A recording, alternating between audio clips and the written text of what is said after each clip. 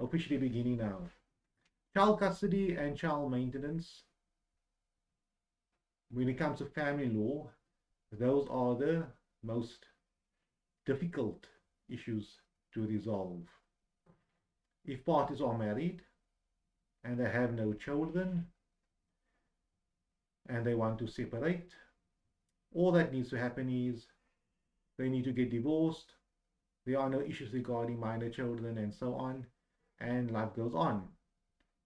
There are no issues regarding child maintenance, custody disputes, and if they are married in community property, the matrimonial property regime has to be split in half, which can be a simple and a less tedious exercise.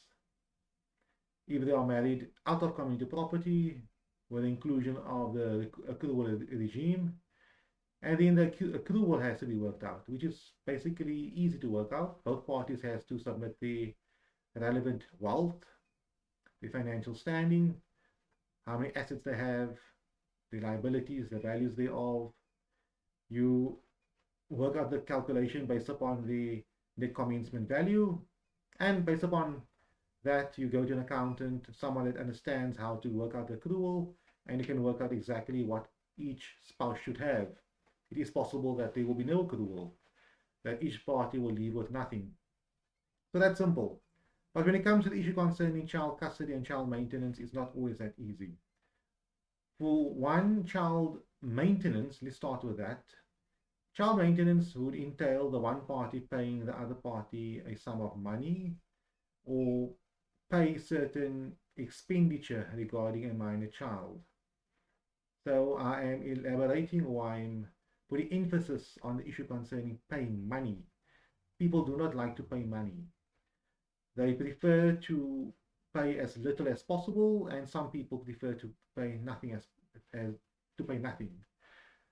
And many parents, on the other hand, wants to pay, but they want to pay a fair amount, which is reasonable and understandable. But when it comes to money, especially when the parties are separated, they're no longer living together, they're no longer in a relationship, and this person who had an affair, who left the marriage, who is the cause of the breakdown of the marriage, why must I pay him or her money on a monthly basis? Yes, I know it's for the minor children, but because you do not like the other party, it could cause problems.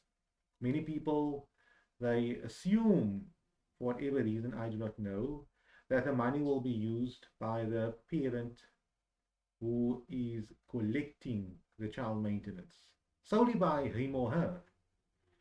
Not for the minor child at all. The minor child will, I think, live off love and fresh air, and none of the monies will be used for the minor child. It will all be used for that specific parent. And it applies that specific principle or that specific norm. It might not be prevalent. I might see it mostly in my cases, or a few of the many cases that I'm sorry, that's a better explanation to put out there. Even if the minor child needs to eat, buy clothing, whatever the case may be, which can come to a great amount of money, but because the mother went to the hairdresser and she got a new haircut or a new hairstyle, which cost half the amount which the child cost, the other parent might presume the money was used for that specific haircut, and there is no need to pay maintenance because all the money gets used up by the mother. It's not logical, but what I'm trying to bring across is that when it comes to this issue of paying someone who you do not like and who you have issues with, a monthly amount of money which you worked hard for, yes, it goes to the minor child. Ultimately, it goes to the minor child. But because you have to deal with this person, people are difficult and people try to pay as little as possible. At the back of their mind, they might say, I will pay on my own to the minor child on a monthly basis. I will pay for his school, clothing, I'll take him out, and so on. And the problem with taking out is basically the one parent is saying, I'll pay you the little maintenance which you can use for the bare necessities of the minor child, and I will be the one who takes the minor child out on weekends to McDonald's and Spur and all those places. That's unfair. Why should you be the one that enjoys the time with a minor child or using money on the minor child once you are having fun with a minor child? Clearly, that should be equal. Both parties should have that opportunity. Therefore, as I mentioned early on, when it comes to child maintenance, people have issues. And at the same time, many times people just do not want to pay. They don't care about the well being of the children. And unfortunately, the court will have to come on board and resolve that. Or at least, or the difficulty which we as legal practitioners are faced with, the difficulties we are faced with are that now we have to deal with a party on the other side that does not want to pay despite what the law has to say, and we'll have to go through this whole legal process. Those are the challenges regarding child maintenance, or some of the challenges regarding child maintenance. The other challenges are obviously proving your case and convincing the court that the other party can afford to pay the child maintenance and so on. But we'll deal with it on another basis. On child custody, what are the difficulties regarding that? Really difficult, can be highly complicated. It can become really highly complicated if you apply the scenario where both parties wants to have the minor child live with him or her. Let us say mother and father, they both work from home, which is good.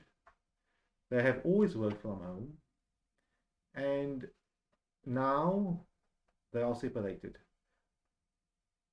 Both of them want to have the minor child in his or her primary care. The arguments for that would be when the child was born, we were both there for the minor child, or I was there for the minor child. They might take that specific stance. I was there for the minor child. I cared for the minor child when the minor child was ill, was exhausted, was tired, was sick.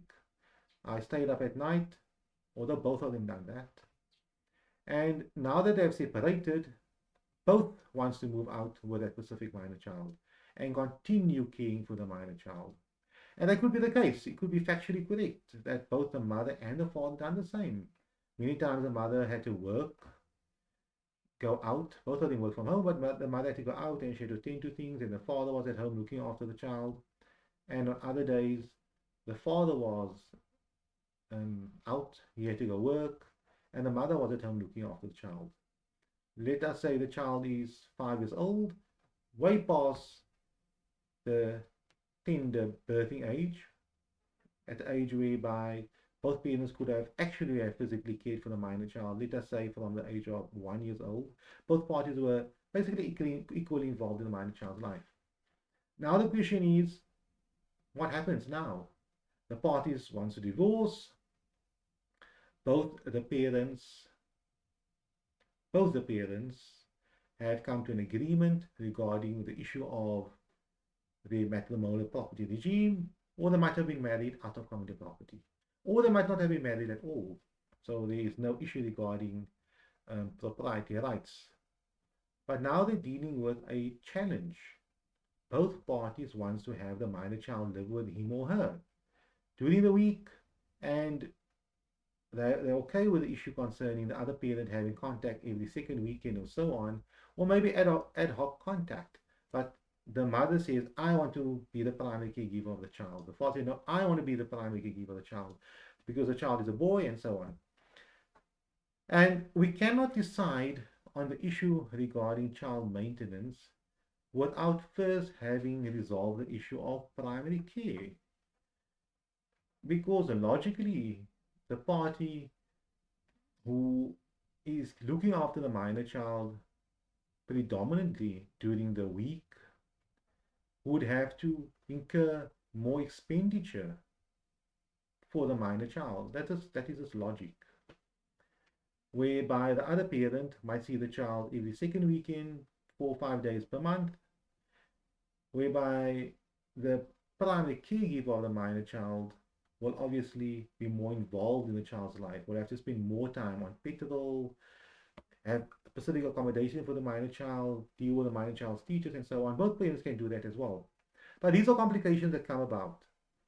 In a divorce scenario, in a divorce setting, how do you resolve this? The parties were living together a month or two ago, or they might still be living together, and now they one party has instituted divorce proceedings and both want to have primary care.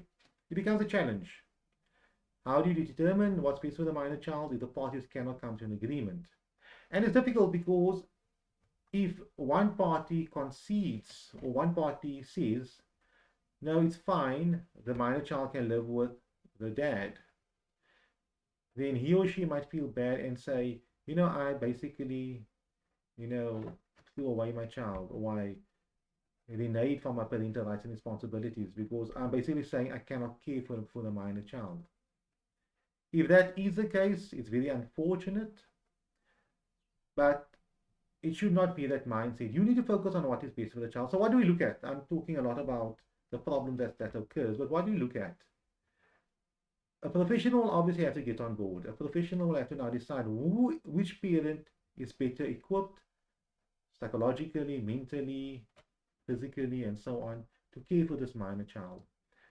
Notice I have not mentioned financially, because financially is not financial means is not an asset or an advantage for obtaining custody over your child. You can be extremely wealthy, but if you cannot care for your child as well as the other not so wealthy parent, the minor child should go to the not so wealthy parent. That just makes logical sense to me. And obviously that's what the law expects. And the court will make an order that the wealthy parent pays a not so wealthy parent as child maintenance so that the not so wealthy parent can maintain the minor child.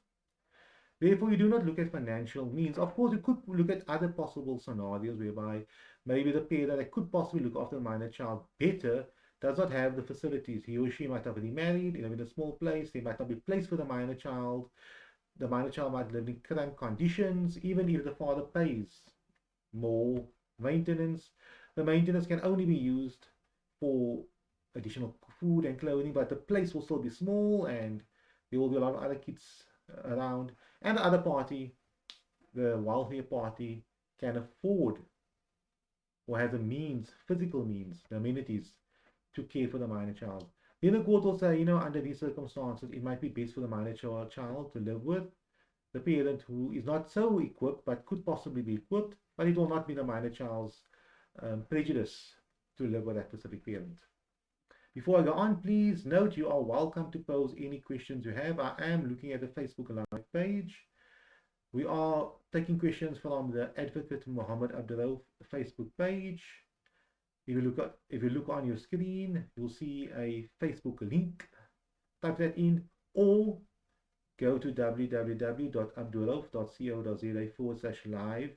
It is a redirect link, and by using that link, it should take you immediately your browser to the above link.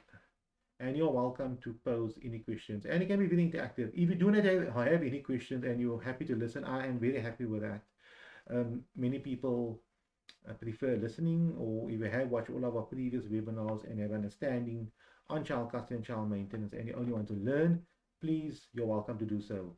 There are many webinars on YouTube, on the Our Lawyer Facebook page, and many articles written on family law, which you can find very useful. Those are on the Our Lawyer platform. Let's move on. Therefore, child custody issues can be very complicated, but ultimately we have to determine what is best for the minor child, and a decision has to be made. You can't have an expert on board and the expert says, I cannot make a decision. That's ridiculous. Questions will have to be posed. Where will the minor child live? Which school will the minor child go to? Who lives closer to the school? Who are the other children that lives in the home? They say the minor child could potentially live with a dad, and the dad moved in with his parents, and there are other siblings and other kids living in that house. Is that in the minor child's best interest, comparing to where the minor child will be living, or with whom the minor child will be living if the minor child lives with the other parent? And we have to look at other parents' circumstances as well. All these factors will have to be looked at, depending upon the minor child's age. If the child is 1 year old or 2 years old, it won't help much asking that child with who he or she wants to live with. The first question is, does the minor child understand what you are talking about? Um, Maybe one parent say we're going to McDonald's later on, and the child now says, no, I want to go with dad or with mom because there will be a treat for me. So those are the things you have to look at. But if the child is mature enough, let us say the child was probably, I would say, 7, 8 years old, then we listen to the child. A professional will have to speak to the minor child and understand, why does the minor child have a preference or not have a preference? And if there is a preference for one parent over the other, what are the reasons for that? Does the minor child want to live with dad? Because every weekend, dad takes the minor child to the playing field or to the pools or to takeaways, which the minor child loves. Or the dad's family, when dad visits his family, grandma is there, or his or her cousins. Are those the specific reasons why the minor child wants to live with dad? Because life is good. And with mom, it's homework, it's discipline, it's cleaning after him or her, it's sleeping on time, it's washing on time, and so on. But with dad, things are easy, things are fun. Not saying dad is a bad dad, but those are the reasons why the minor child wants to live with dad as opposed to mom. Mom, on the other hand, focuses on the upbringing of the minor child. She potty trained the child.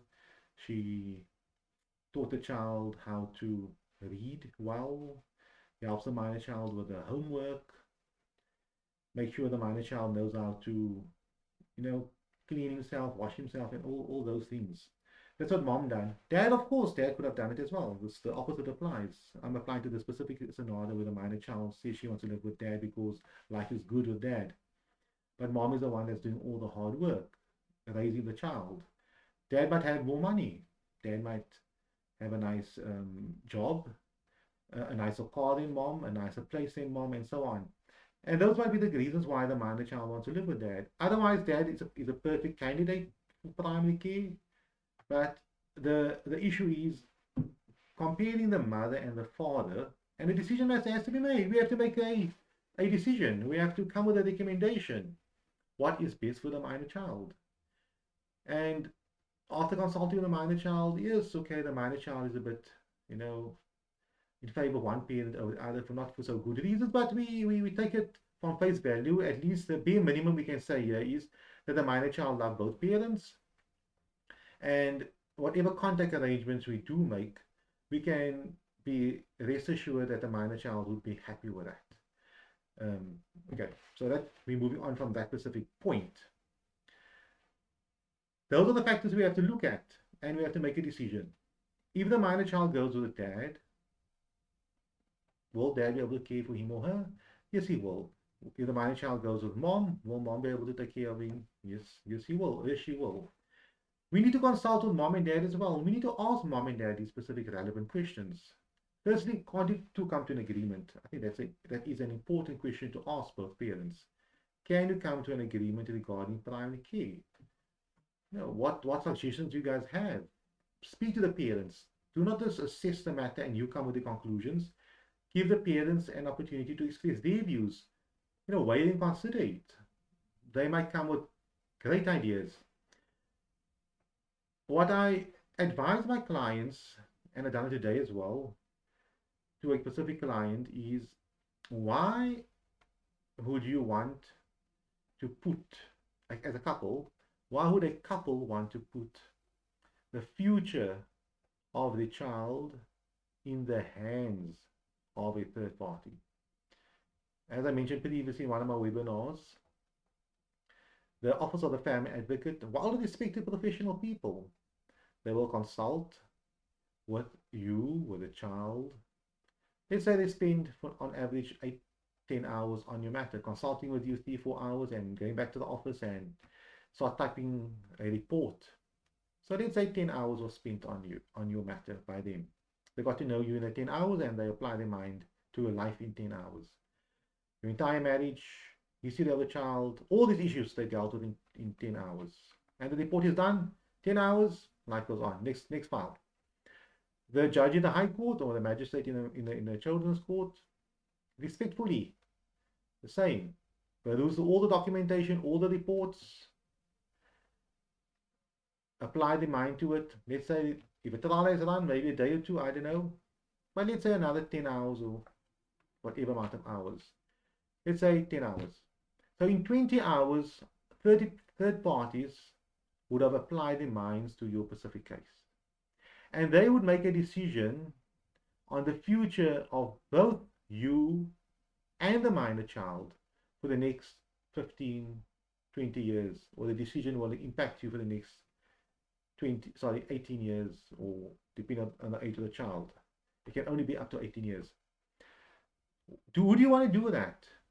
This person doesn't know you at all. This person's job is to resolve this issue, but can he or she come with a conclusion that is workable? Considering all factors, he or she doesn't necessarily know the minor child's temperament, how the minor child ticks, what is best for the minor child. He or she doesn't know you very well.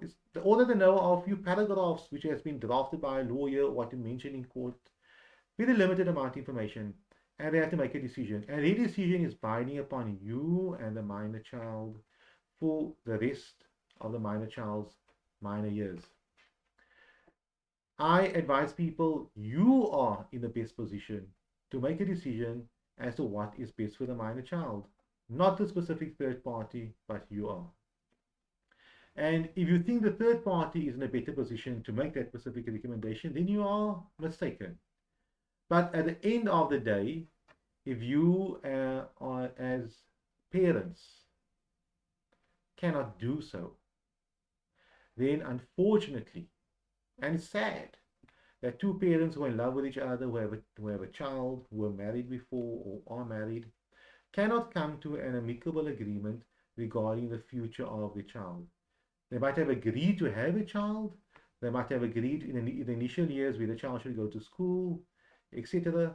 But unfortunately, they cannot agree now on the future of the child, which I feel is very sad and, not really wholesome and not the best way to deal with these type of matters.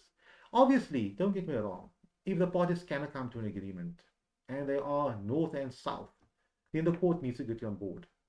But that's very unfortunate, because then you are getting basically fifth prize, not first prize, second prize, or third prize, or fourth. You're getting fifth prize.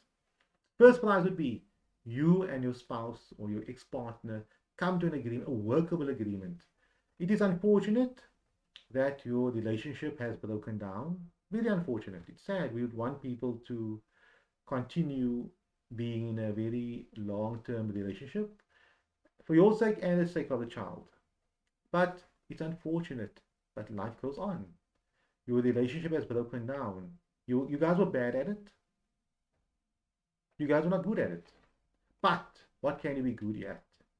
You can be good at being the best possible co-parents for your minor child. The minor child can say, you know what? My mom and my dad, unfortunately, their marriage has broken down. They met other people, unfortunately. But the child can honestly say that he or she has the best co-parents any child can ask for. Even better co-parents than married parents or parents living together. Therefore, I implore upon you and each one of you, if you are in a situation whereby you are possibly separating and there's an issue concerning parental rights and responsibilities, who will care for the child, sit down with other party. No, discuss these issues. Get a professional on board. Get a professional on board that will allow you to speak to the other party, and at the same time cause you to listen to the other party when the other party speaks. Many times people like to talk like I'm talking now. I would actually prefer to answer questions, but there are no questions. I see one coming in. Wonderful. I will respond to that shortly.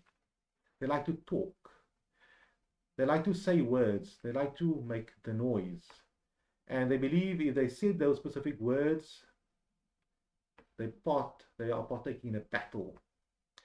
They must probably believe at the end of the day they will not get what they want or close to what they want, but the very least they can do is make those specific words. They start the battle.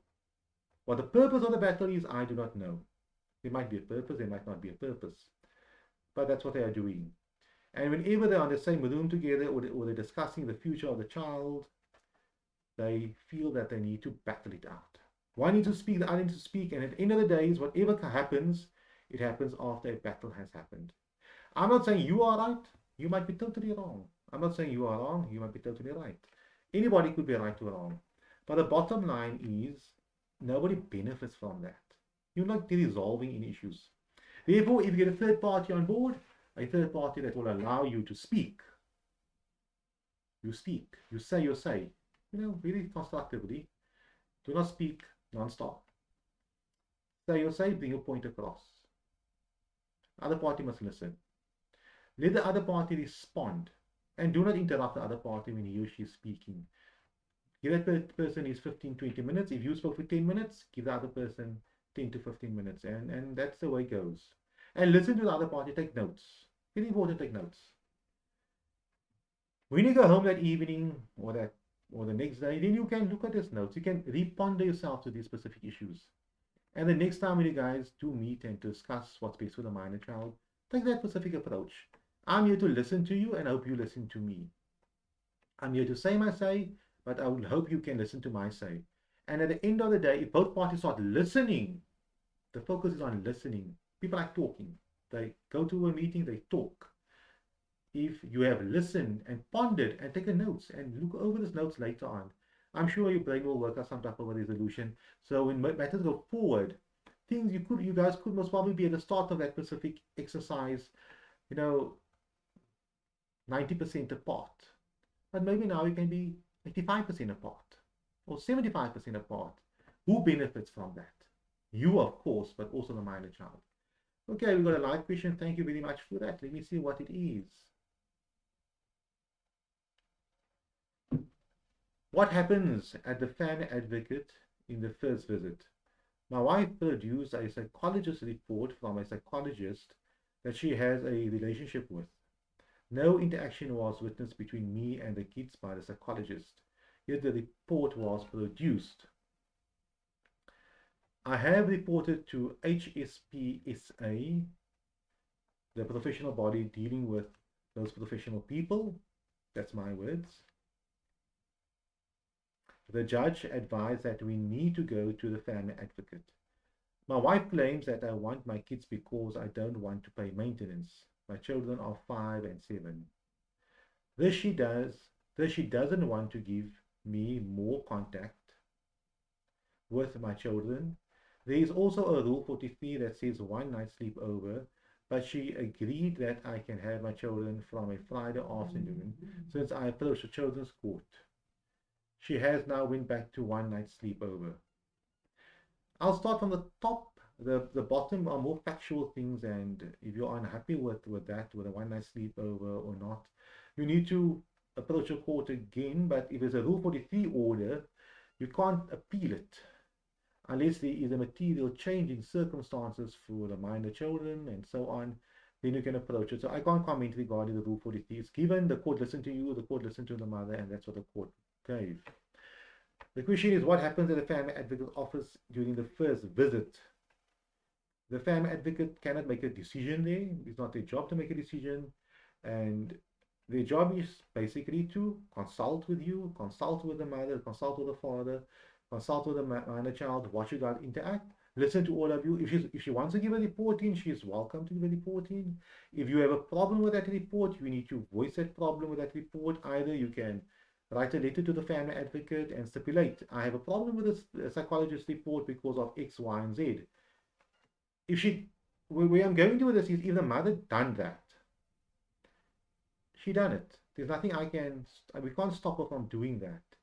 She might say, no, she does not have a relationship with that specific person. It's a professional person. The person in the report might have stipulated, I tried to consult with the other party, but I couldn't get hold of him or her. I do not know that. I'm asking the general question. Your facts might be totally different, and you're welcome to add additional facts. The family advocate is a professional person, and he or she has to look at documentation that are relevant to the specific case. If the psychologist report is relevant, it must probably maybe deal only with one party, maybe only dealing with the mother, with her circumstance, with her situation. That's that. even comes with recommendations regarding care and contact. It recommends that the minor children remain in the primary care of the mother and the father have supervised contact. For argument's sake, let's say it says that. And the specific this specific professional, the psychologist, has not consulted with the father or the minor children, then I would say that report is not worth much.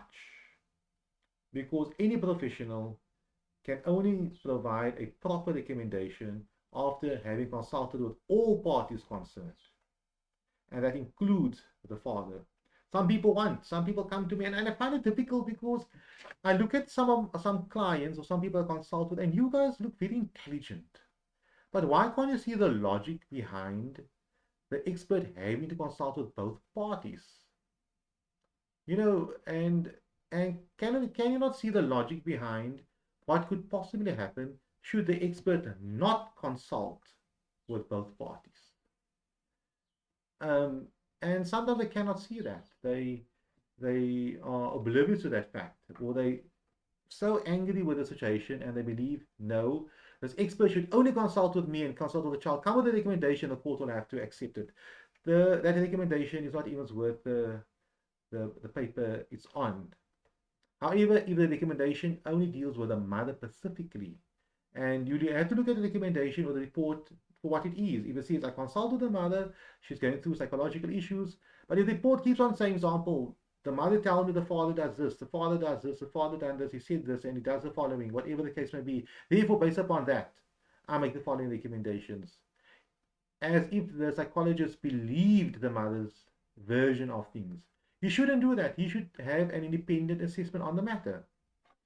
If the mother comes from a different angle and the psychologist is her psychologist, assisting her with the mental issues, then you should say, the mother came to me, she says the following, that he done this specific stuff. Obviously, he doesn't know if it's true or not, but he's coming to her on that basis. Then his report has to deal with aspects regarding the mother, how the mother can deal with these specific issues. He might have made recommendations that in these circumstances, I would recommend that contact and care arrangements not take place at the mother's home because it has a negative impact upon her. We look at the report for what the report is. So not every psychologist report has to consult both parents. It depends on the nature of that specific psychologist report, what the purpose thereof are. However, if this was a contact and care recommendation report, whereby he recommended certain contact and care for the 5 and 7-year-old child, then obviously I would have serious issues with that specific report. If you are welcome to add additional comments if you want. I'll be happy to add to that if there are any. We are now 33 minutes into the actual video. In conclusion, unless another question comes, in conclusion, and I will have this webinar again tomorrow. We will post the time tomorrow morning early at about 8 o'clock, what time the webinar will take place. Please, if you want notifications regarding future webinars and you have questions that you'd like us to answer and to pose, please make use of the Advocate Muhammad Abduroaf Facebook page. Do not pose a question on other Facebook platforms where the videos are being played on. It is cross-posted on various other Facebook pages as well, and groups, or cross-stream to other pages as well. And someone like you, for example, you can watch this video and share it onto your page so it appears on your page, but I cannot comment on your page. I have to comment on the Advocate Muhammad Abduroaf Facebook page. So in conclusion, I advise parents, please take a logical approach when dealing with child custody matters. Focus on what is best for the minor child and not what is best for you. And should you do that, you will notice that you will get much better results in your child custody matter. I hope to see you tomorrow. Thank you again for your time, and have a lovely evening.